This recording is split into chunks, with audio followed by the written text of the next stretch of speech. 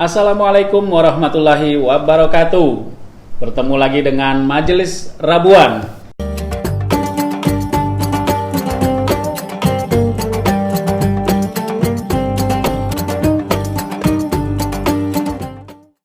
Nah, hari ini kita akan bahas bab 16 juga, masih bab yang sama tentang menghidupkan sunnah, yaitu tentang bagaimana hukumnya mencium Hajar Aswad, ya. Teman-teman atau jamaah sekalian mungkin sudah tahu Hajar Aswad adalah sebuah batu hitam di sisi Ka'bah, di mana ada banyak umat Islam yang percayainya sebagai sebuah keutamaan untuk berhasil menciumnya ketika berada di Baitullah. Nah, di hadapan kita sudah hadir Ustadz Munir. Assalamualaikum Ustadz. Gimana kabarnya? Warahmatullahi wabarakatuh. Alhamdulillah sehat. Sehat ya Ustadz ya. Ustadz, bagaimana nih? Kita masuk bab 16, yaitu tentang hukum mencium Hajar Aswad. Apakah ini sebuah masuk ke dalam kategori menghidupkan sunnah?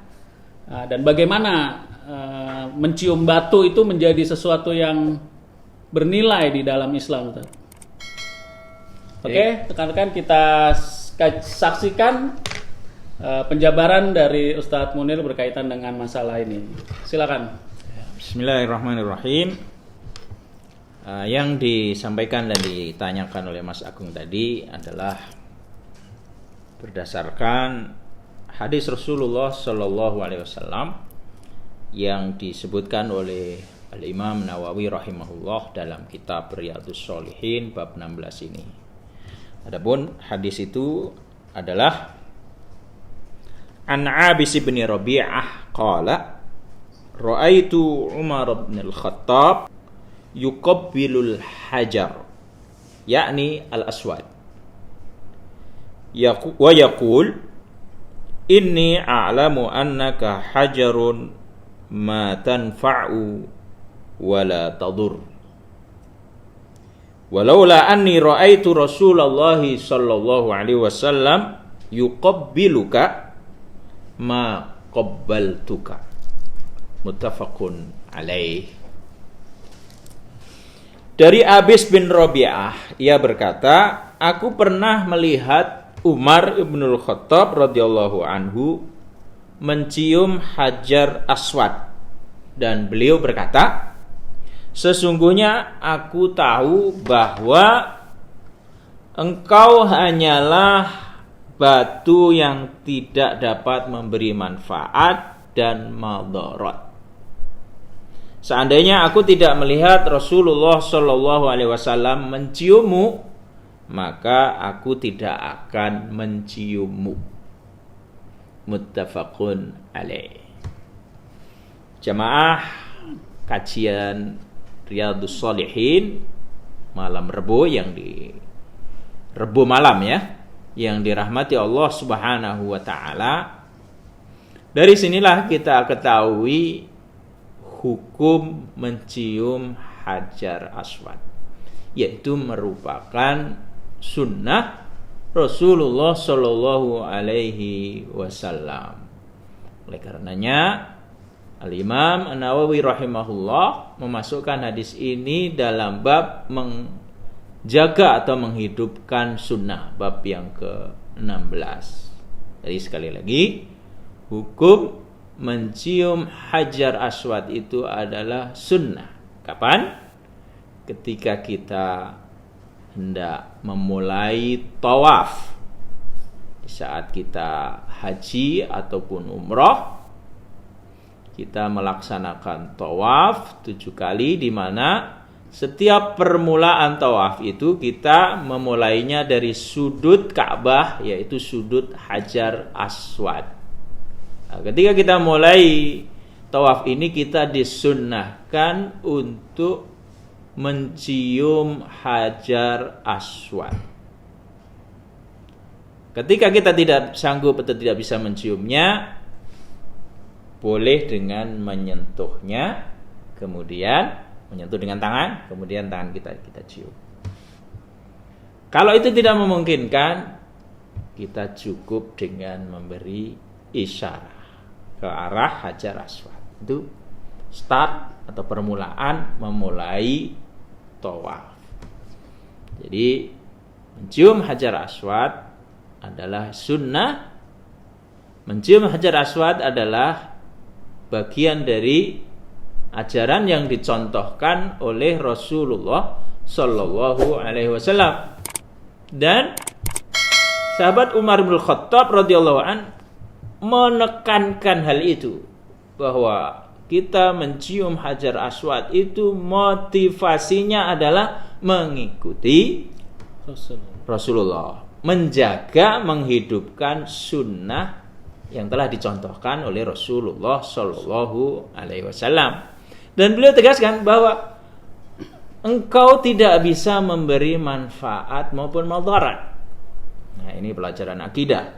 Jadi jangan sampai ketika kita mencium Hajar Aswad salah niat. Niatnya pengen mendapatkan sesuatu.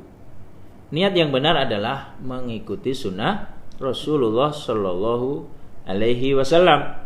Ya, bahwa Hajar Aswad ini tidak bisa memberi manfaat maupun madarat. Yang bisa memberi manfaat dan madarat hanya Allah Subhanahu wa ta'ala. Jadi kita perbaiki niat ketika kita mencium Hajar Aswad itu. Niat beribadah. Nah, ini ibadah. Baik kita mengerti ataupun tidak hikmah yang terkandung di baliknya.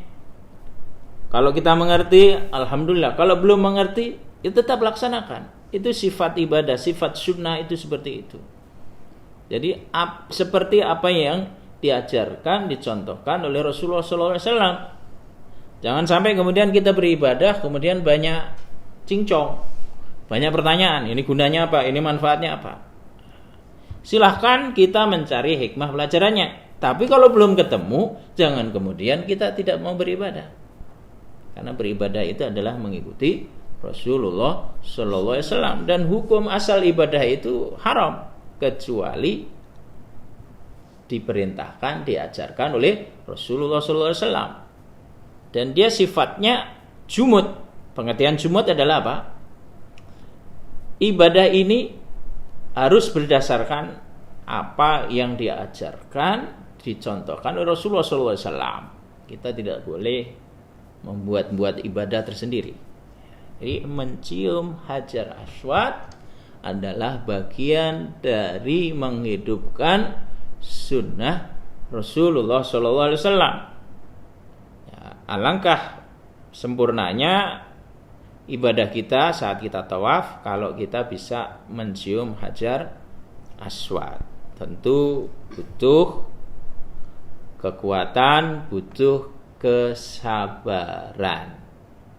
Jadi sekali lagi motivasinya adalah mengikuti sunnah Rasulullah, menghidupkan sunnah Rasulullah. Jangan sampai salah niat ingin mendapatkan sesuatu dari batu ini. Jangan salah niat juga, seolah-olah mencium Hajar Aswad ini sebuah prestasi tersendiri untuk kemudian menjadi cerita-cerita. Nah. Apalagi sambil mencium Hajar Aswad sambil selfie untuk kemudian jadi status. Nah, ini tidak perlu. Jadi motivasi mencium Hajar Aswad terserah kita 7 kali dalam tawaf itu bisa mencium 7 kali.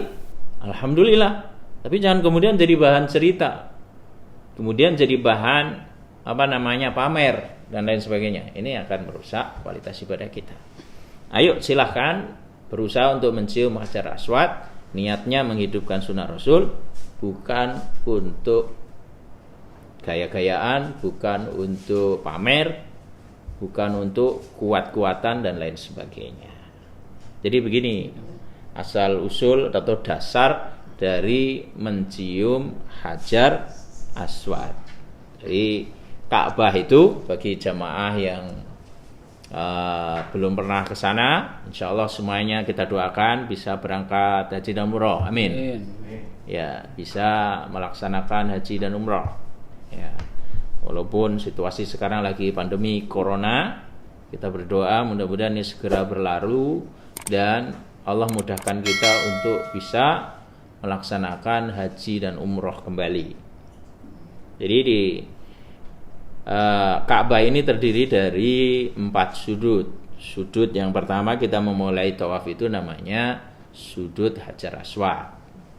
Baru kemudian kita ketemu sudut berikutnya, sudut Iraqi, kemudian sudut Syami, dan sudut satunya lagi yang sebelum sudut Hajar Aswad namanya sudut atau rukun Yamani. Nah, di situ kadang jamaah juga salah paham. Untuk rukun Yamani atau sudut Yamani ini sunnahnya adalah memegang, bukan mencium. Jadi yang sunnah dicium itu adalah Hajar Aswad, tapi pojok Yamani itu dipegang saja, disentuh kalau memungkinkan. Itu sunnah. Kalau enggak memungkinkan tidak apa, karena hukumnya sunnah. Nah, begitu juga Ka'bah itu sendiri, ya ketika kita tawaf juga harus hati-hati. Jangan malah kemudian ketika tawaf kita sibuk ciumin kain Ka'bah. Ini banyak kita saksikan. Oke, jangan ikut-ikutan. Kadang orang belum pernah haji umroh ngelihat orang menciumin kain Ka'bah atau dinding Ka'bah. Nah, ini bagi kita yang sedang ikhram tentu justru berbahaya, ya, karena kain Ka'bah ini mengandung minyak harum sekali. Di saat kita ikhram, pakai baju ikhram itu melaksanakan tawaf yang wajib, justru kita harus menghindari dinding atau kain Ka'bah ini. Karena apa? Kalau kita memegangnya kemudian atau badan kita menempel ke kain Ka'bah itu menjadi wangi, dan kita seperti memakai minyak. Sementara ketika kita ikhram dilarang memakai wangian. Makanya kita harus hati-hati. Jadi tidak ada sunnah mencium kain Ka'bah atau dinding Ka'bah.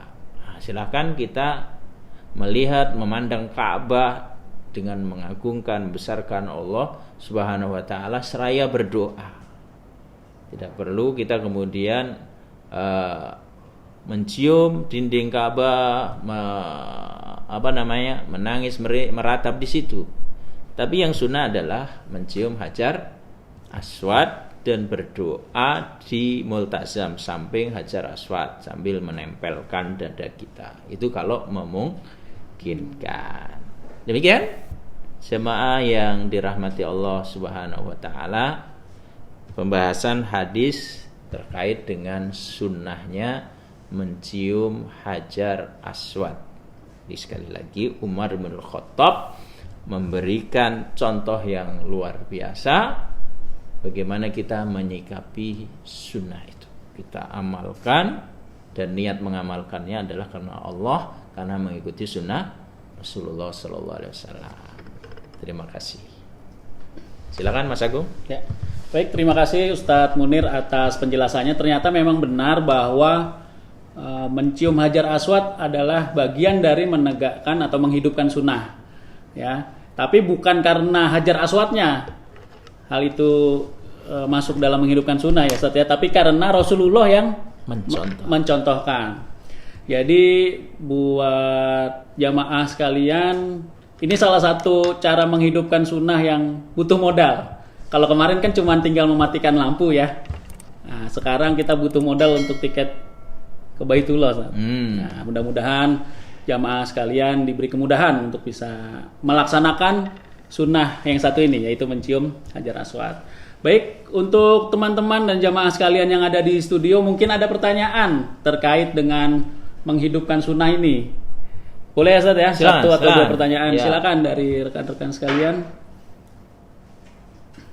Assalamualaikum warahmatullahi wabarakatuh. Waalaikumsalam warahmatullahi wabarakatuh. Ustaz, saya mau tanya Ustaz, dari mana ya asal usul Hajar Aswad, kalau boleh diperdalam lagi, asal muasal Hajar Aswad berasal dari mana? Terima kasih Ustaz. Assalamualaikum warahmatullahi wabarakatuh. Waalaikumsalam. Jadi pertanyaan ini Ustaz, bagaimana atau apa sih asal usulnya batu Hajar Aswad itu, kenapa sampai Rasulullah mau menciumnya gitu, kemudian diikuti oleh sahabat dan sampai kepada kita. Ustaz. Iya, iya. Apa istimewanya sehingga Rasulullah melaksanakan itu? Ustaz? Ya, terima kasih atas pertanyaannya terkait dengan asal usul Hajar Aswad. Jadi Hajar Aswad ini berasal dari surga. Dia batu surga. Dalam sebuah hadis Rasulullah SAW menjelaskan nazalal hajarul aswadu minal jannah. Jadi Hajar Aswad itu turun dari surga. Wa huwa ashaddu bayadan minal laban atau minas salji. Jadi dulu waktu turun itu Hajar Aswad warnanya lebih putih dari susu atau salju. Aslinya putih, bersih. Ya. Kemudian Nabi katakan fasawadathu khotoya bani Adam. Ya. Atau fasawadathu khotoya ahli syirki. Kemudian batu ini menghitam, menjadi hitam disebabkan oleh kesalahan-kesalahan atau dosa-dosa Bani Adam atau ahli syirik. Kita tahu bahwa dulu Ka'bah ini disalahgunakan oleh orang-orang musyrikin.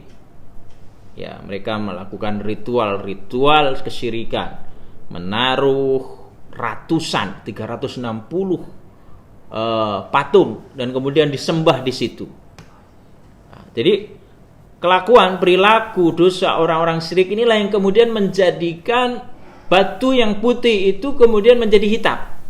Nah, ini kita hati-hati nih. Jadi ternyata perilaku kita, baik perilaku baik maupun buruk, akan mempengaruhi aura. Ya. Aura wajah kita, aura pikiran, tatapan dan sekitar kita. Sebagaimana perilaku orang-orang syirik, melakukan banyak kesalahan, akhirnya Hajar Aswad yang putih itu berubah menjadi hitam. Jadi dulunya bukan Hajar Aswad, bukan batu hitam, dulu batu putih. Nah, tapi dengan berjalannya waktu, karena pengaruh dosa-dosa yang dilakukan oleh orang sekitar itu, batu ini menjadi hitam. Jadi memang dosa maksiat itu identik dengan kegelapan. Ini jadi pelajaran bagi kita. Semakin banyak dosa, kita semakin kusam, semakin nggak punya aura, semakin redup pandangan matanya. Nah, pokoknya nggak menyenangkan lah. Jelek banget gitu kalau orang banyak dosa. Ya, bawaannya apa? Bawaannya ya gelap, sumpek, susah. Nah, ini jadi pelajaran bagi kita. Jadi asal usul Hajar Aswad itu dari surga. Dulu waktu Nabi Ibrahim sama Nabi Ismail membangun itu ada sisi yang masih lubang, maka dibawakan oleh malaikat Jibril sebuah batu untuk melengkapi lubang Ka'bah itu. Demikian Mas Agung kurang lebih penjelasannya. Batuk dulu. Baik, terima kasih Ustadz atas penjelasannya sehingga kita jadi tahu bagaimana sejarah dari Hajar Aswad, karena dulu ternyata warnanya putih ya. Kemudian karena di banyak dosa perbuatan manusia sehingga batu itu lama-kelamaan menjadi hitam. Ya. Baik, mungkin ada lagi dari jamaah sekalian yang ada di studio yang ingin bertanya. Ya, silakan. Baik, silakan. Assalamualaikum. Waalaikumsalam. Jadi mau nanya Ustaz, untuk hukum untuk mencium Hajar Aswad, nah itu kan berdasarkan itu bisa melukai sebelahnya. Nah itu gimana hukumnya? Oh. Ya. Terima kasih. Ini fenomena yang sering kita lihat terjadi saat mencium Hajar Aswad. Ya. Gak apa-apa kan ya? Bisa di-cut dulu kan? Potong. mau batuk ternahan. Saya mau nanya. Berarti kalau batu putih namanya batu apa namanya? Biasa kan batu hitam ya, bodas. Perlu dulu. Perlu diulang nggak pertanyaannya? Apa langsung? Iya, tadi kan udah. Tinggal jawab. Gimana Ustaz? Sudah mengerti pertanyaannya? Iya. Bisa dipahami pertanyaannya, bagus sekali. Ini memang fenomena yang banyak terjadi, kita saksikan ketika orang sedang berusaha untuk mencium Hajar Aswad. Mencium Hajar Aswad sebagaimana tadi kita jelaskan adalah hukumnya sunnah. Maka ketika kita hendak mencium Hajar Aswad, yang perlu kita perhatikan adalah kondisi kita ini siap apa tidak, memungkinkan apa tidak. Karena situasi jarang sekali di sekitar Ka'bah itu sepi. Mungkin kalau sekarang sepi ya, Iya. ada corona ya. Nah, tapi ditutup. Kalau lagi kondisi normal, padatnya bukan main, apalagi musim haji. Di situ berjubel ribuan orang, ya, sedang tawaf. Maka yang perlu diperhatikan ketika kita hendak melaksanakan sunnah ini, kita siap enggak? Sehat apa enggak? Kalau tidak, tentu akan membahayakan diri kita. Nah, hukumnya bisa berubah, tidak sunnah lagi kalau kita memaksakan diri. Walaupun kita juga kuat, memiliki badan yang gede, misalnya kuat gitu, kayak badannya Mas Agung gitu, sehingga kuat berdesak-desakan, tetap kita harus menjaga adabnya. Jangan sampai kita menzalimi orang, apalagi sampai kemudian nginjek orang, dorong orang dengan sengaja. Nah, tidak boleh. Ini sesuatu yang sunnah, bisa mendatangkan dosa kalau kita tidak hati-hati. Maka kita caranya apa? Harus bersabar, kuat badan kita, ikuti alur arusnya pelan-pelan sampai jatah kita untuk mencium.